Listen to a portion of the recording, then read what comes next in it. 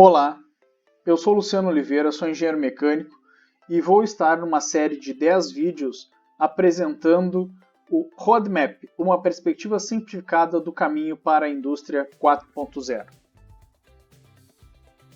Este é o terceiro vídeo da série Roadmap, onde abordaremos níveis de maturidade na indústria 4.0.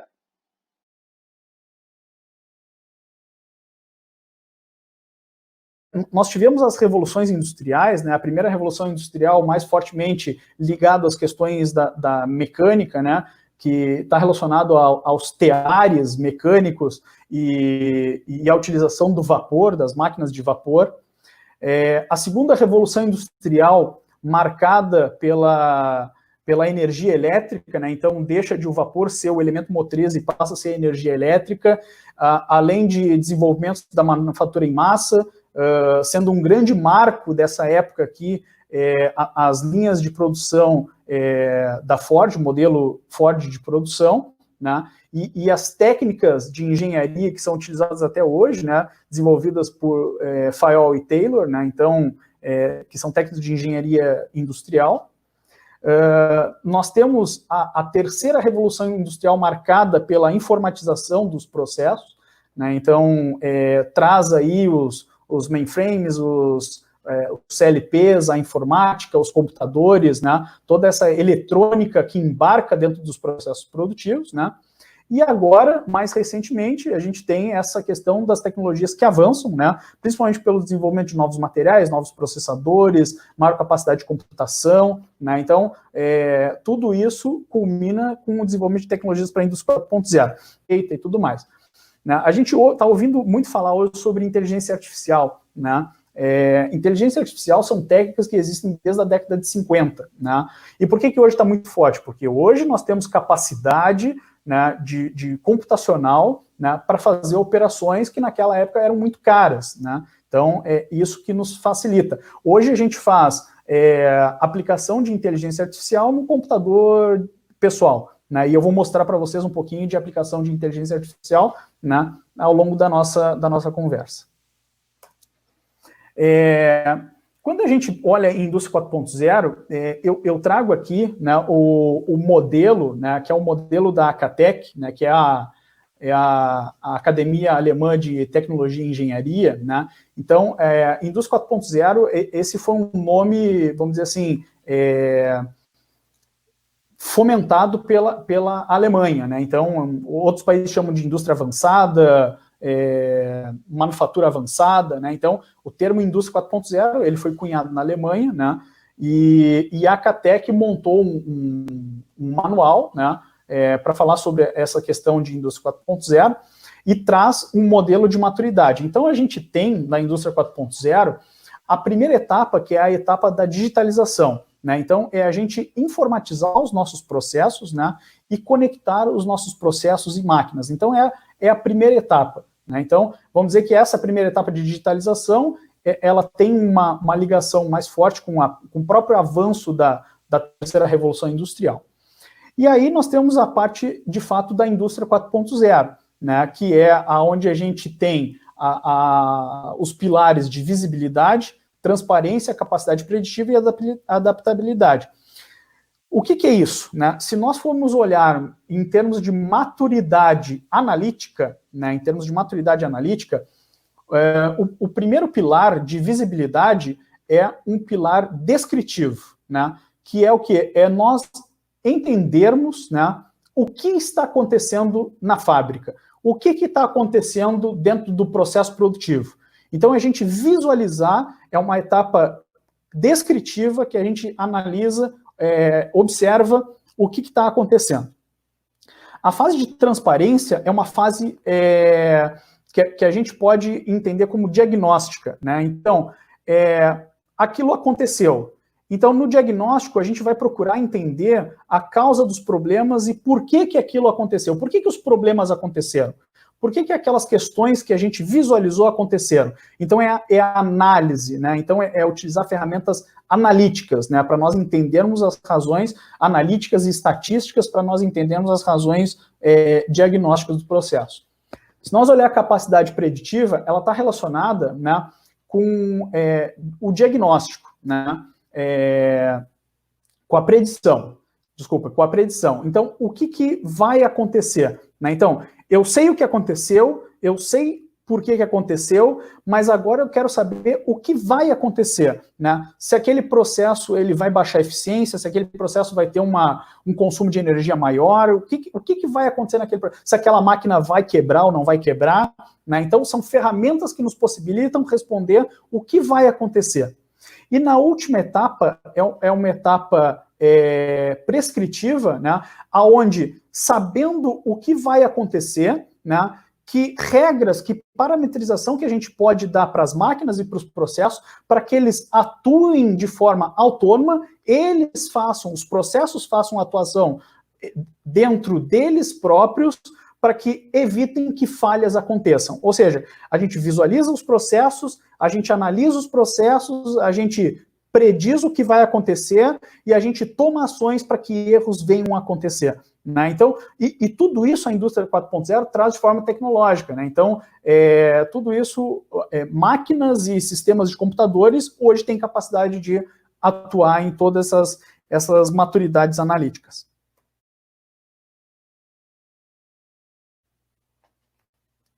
Se a gente for fazer mais uma análise, né, a aplicação, para fazer uma distribuição das tecnologias que podem ser aplicadas dentro dos pilares de maturidade, né, a gente tem tempos, né, para cada etapa de quando os eventos acontecem dentro do processo. Então, olhando para esse gráfico, a gente tem, por exemplo, um evento acontece.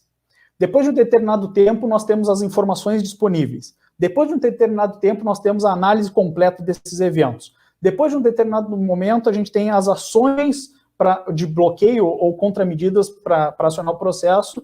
E, por último, a gente realiza essas ações de contramedida. Então, a ideia da indústria 4.0, uma das ideias, é que a gente reduza todo esse tempo. Porque quando a gente fala dessa sequência de eventos num processo sem tecnologia, ele é muito lento, né? Então, ele tem um custo de oportunidade alto para as empresas. Então, a Acatec, ela também mostra alguns exemplos de tecnologias que podem ser aplicadas para que esse tempo todo reduza, em que a gente tenha, né, todo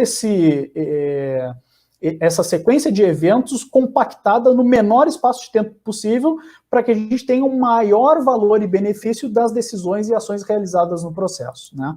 Então, por exemplo, na primeira etapa, né, para a gente reduzir o tempo de informações disponíveis, né, então a gente precisa de capacidade de tempo real dentro dos processos. Aqui a gente aplica muito forte as questões de IoT, de internet das coisas. Para a gente reduzir o tempo de análise, utiliza ferramentas de Big Data, né, ou análise de grandes volumes de dados em grande velocidade, né, e de várias fontes ao mesmo tempo, né, para reduzir o tempo para definir as ações que devem ser tomadas de contramedida, né, a gente pode utilizar ferramentas de suporte à decisão, né, baseado em aprendizado de máquina, machine learning, que são ferramentas utilizadas nessa etapa. E, por fim, para que a gente melhore as questões de ação, né, de retorno para os sistemas, né, integração vertical e horizontal dos sistemas, né, sistemas cyberfísicos, né, são ferramentas que a gente pode adotar para que a gente reduza esse tempo de tomada de decisão. Eu vou falar sobre tecnologias habilitadoras, mas de uma forma, depois eu vou dar alguns exemplos, né? Então, o BCG traz, né, nos relatórios, né, que eles têm, 9 tecnologias principais, né? Então, por que a gente chama de tecnologias habilitadoras, né? Porque são tecnologias que habilitam as empresas a avançarem tecnologicamente e atingirem os padrões que se espera da indústria 4.0, né, de alta flexibilidade, qualidade, redução de custos, né, que resolvam problemas de negócio. Então, a parte de robótica, né, robôs autônomos, simulação de processo, Integração vertical horizontal, a gente vai ver um pouquinho o que é isso, né? Internet das coisas, cibersegurança, computação em nuvem, ou seja, eu tenho meus arquivos não mais no meu servidor físico, mas em algum lugar fora dos meus servidores físicos. Isso reduz bastante o custo e aumenta a minha capacidade de armazenamento. Manufatura aditiva, né? Então a gente vê bastante falar das impressoras 3D, né? Impressoras 3D tanto de plástico quanto de metal. Hoje já existem manufatura aditiva para metais também. Realidade aumentada e realidade virtual, e a questão de Big Data e Analytics, né? Que são processamentos e análise de grande volume de dados, de muitas fontes distintas, né? E de alta velocidade, né? Tudo isso focando o quê? A aplicação dessas tecnologias. Aumentar controle, aumentar a segurança, a velocidade de produção, a variedade de produto que está ligado à flexibilidade, valor agregado, qualidade, agilidade, reduzir retrabalho, reduzir processos, reduzir estoques, né? Então, uma série de características que está ligado à aplicação dessas tecnologias habilitadoras.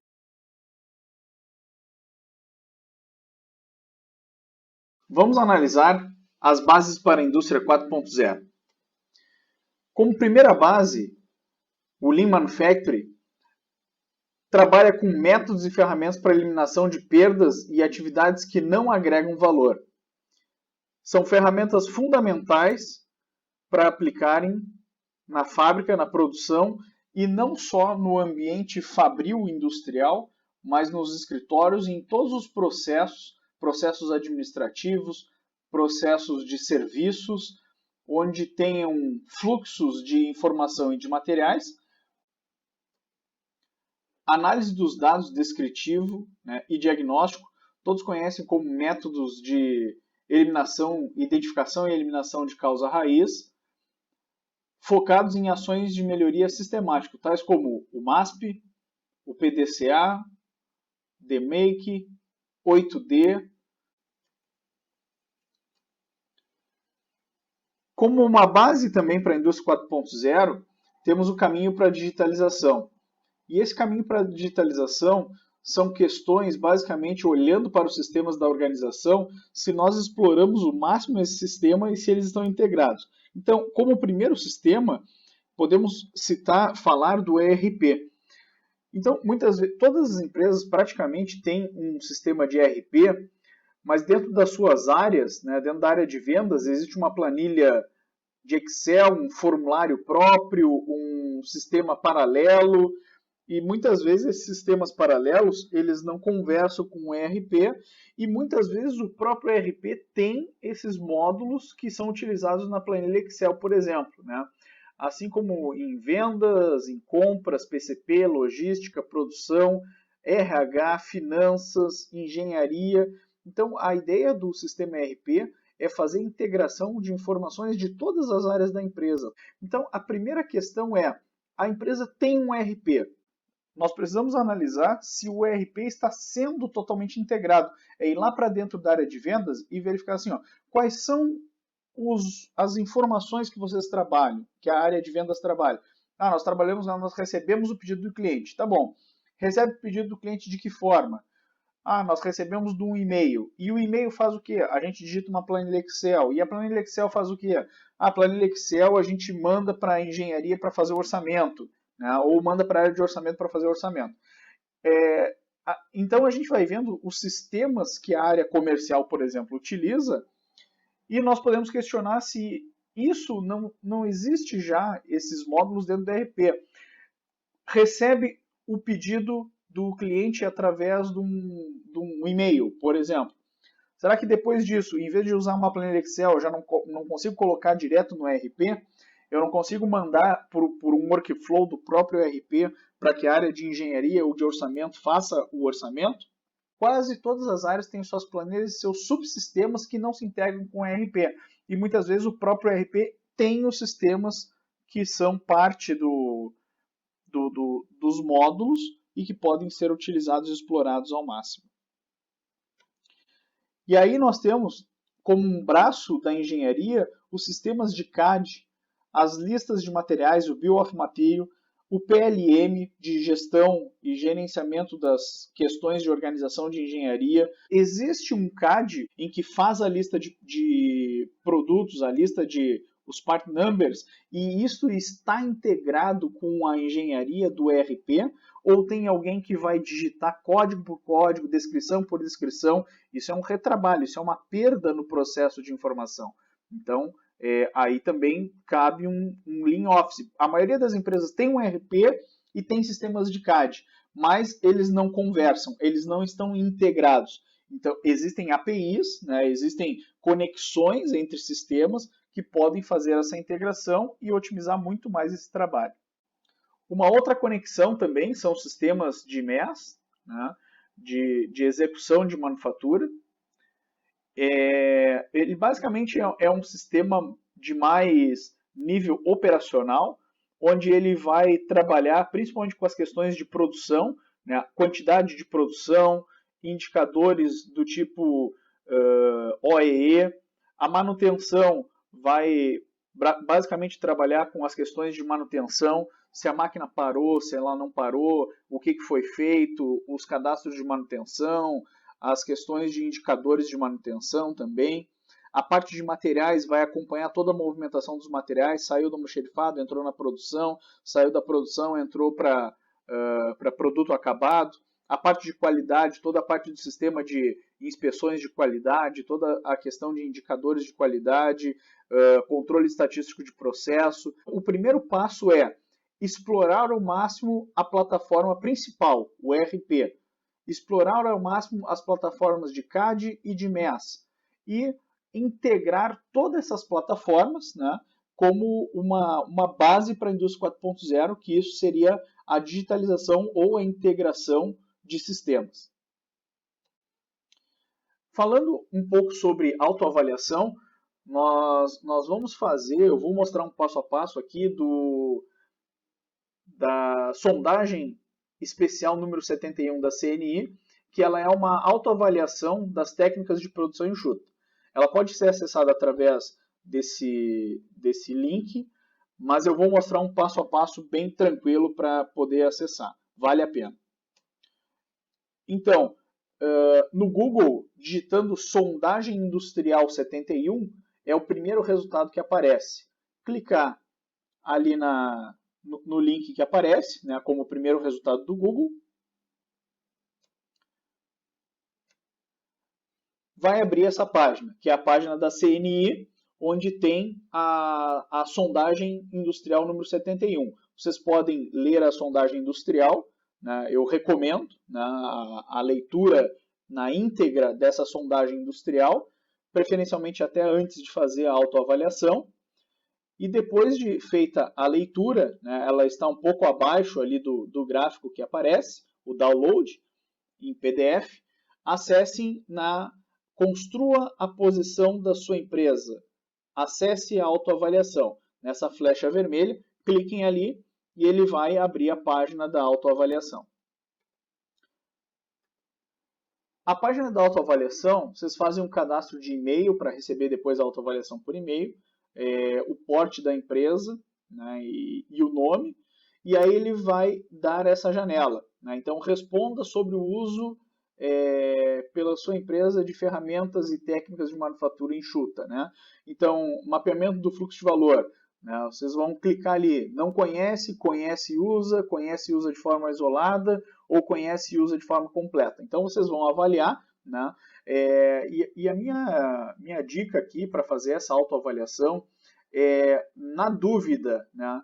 Não superestima. Né? Na dúvida, a empresa já fez uma vez no passado, então isso conhece e usa de forma completa ou conhece e usa de forma isolada? Né? Na dúvida, vai para o mais baixo, conhece e usa de forma isolada. Já ouviu falar de VSM, né? Então não conhece, porque não conhece a técnica. Né? Então sempre pontua para baixo. Né? Essa é uma dica importante, né? Até para a gente ter uma boa ideia da posição da empresa.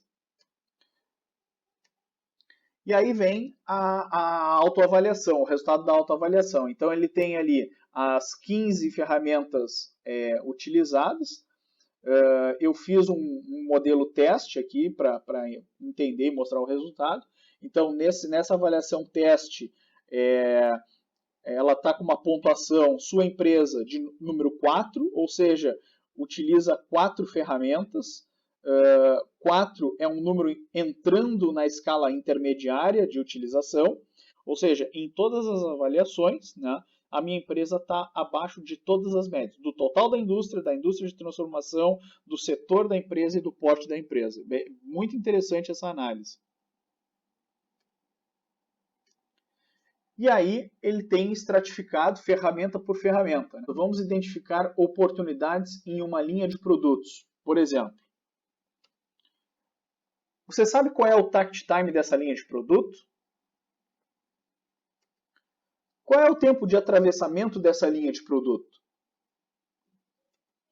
Quais tempos de valores agregados e não agregados dessa linha de produto? Quais os indicadores de qualidade? Por exemplo, índice de refúgio, índice de retrabalho, quantidade de não conformidades, interno e externo, vindos da assistência técnica ou do pós-venda, quantidade de reclamações do cliente, que vem lá do pós-venda, custo de assistência técnica, etc. Quais são os indicadores de qualidade dessa linha? Quais são os índices de entrega no prazo? Qual é o índice de entrega no prazo?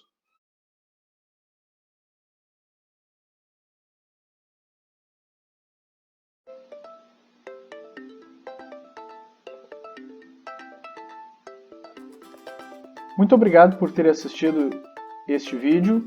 Se você gostou, deixe seu like, curta o canal e deixe seus comentários. Muito obrigado.